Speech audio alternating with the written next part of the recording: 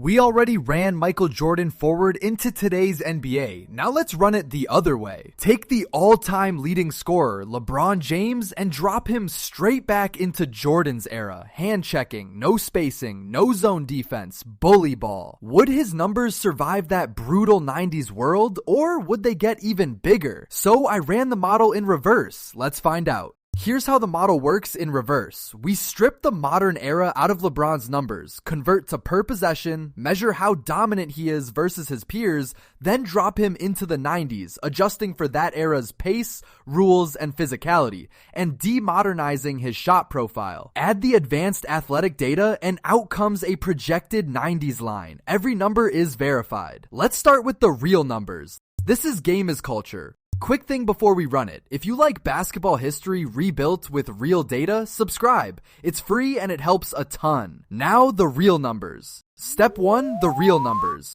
Start with the resume, and it's the biggest one there is. LeBron is the all-time leading scorer with a career line of nearly 27 points, 7.5 rebounds, and 7.5 assists a game on a sparkling 59% true shooting for more than 20 seasons. He's a scorer, a passer, and a physical force all in one. That's our starting point. And here's the correction that makes the reverse case fascinating. The three-point line existed in Jordan's era, so LeBron keeps his own jumper, every bit of it. What changes is everything around him. Far less spacing, far more physicality, and defensive rules that play completely differently. So the real question is how his game bends to a tighter, rougher floor. Step 2, strip out the modern era. First, pace, and here's the surprise that separates this from our other reverse trips. Jordan's prime early 90s played at almost exactly today's tempo, around 97 possessions versus 99. So unlike dropping someone into the frantic 60s, LeBron's counting stats barely move on pace. The 90s weren't slower than today, they were just rougher.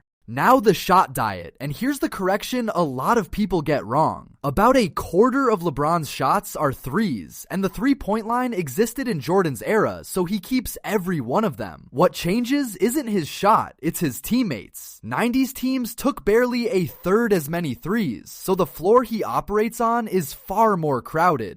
Step 3, how dominant really? Map his game, and the shape is built for any era. Off the charts physicality and athleticism, elite playmaking and basketball IQ, devastating drives, strong post scoring, and good outside shooting he keeps in any era. The one spoke that's only good, not elite, the jumper, still translates fine. The 90s simply leaned on it less. His best traits are the timeless physical ones. Now the dominance check. LeBron is a huge number of standard deviations above his modern peers, and those peers are the deepest, most athletic talent pool in history. So when we move him to the 90s, a strong but shallower league, his dominance doesn't shrink, it grows. He'd be a bigger outlier against that field than he is against today's. Now the world he'd move into, and it's a different sport in 3 key ways. Hand checking was legal, so defenders could grab and bump. There was no zone defense allowed, so teams had to guard you straight up. And the whole league was smaller, more physical, and lived in the mid-range. Each of those shifts hits LeBron differently, and mostly in his favor.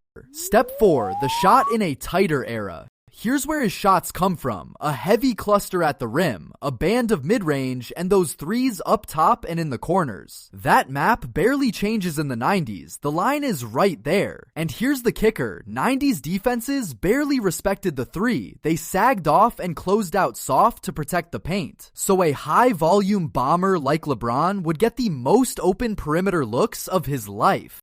Project it onto a 90s floor, and his three actually heats up. With defenders sagging and closing out soft, those mostly uncontested looks would climb from his career 35% toward Larry Bird's 38%, the gold standard of the era. The only dip is right at the rim, where a more crowded paint adds traffic, but the wide open three more than pays it back.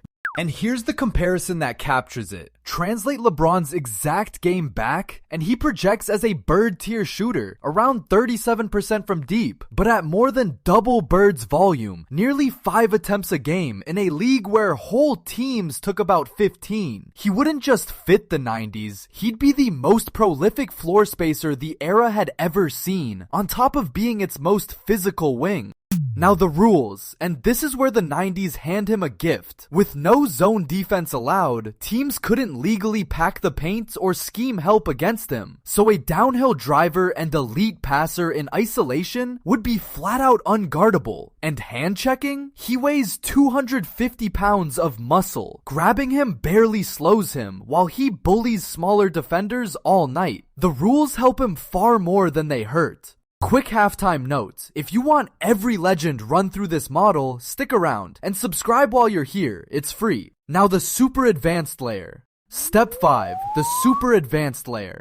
Here's the number that decides it. His physical profile against the era. LeBron's blend of size, strength, and speed would rate near the absolute ceiling of the modern league. And against the smaller, lighter 90s field, it's almost literally off the chart. He wouldn't just keep up athletically, he'd be the single most physically imposing perimeter player the era had ever seen. And skill portability is excellent. Physicality, playmaking, drives, post scoring, and IQ all travel beautifully. In fact, they get more valuable in a physical, no-zone era. His teammates would space the floor less, sure, but LeBron himself becomes the spacing. A high-volume shooter the era simply couldn't close out on. His own shot doesn't just survive, it gets better. There's no part of his game the 90s would expose, and several it would reward. He translates backward almost as cleanly as forward.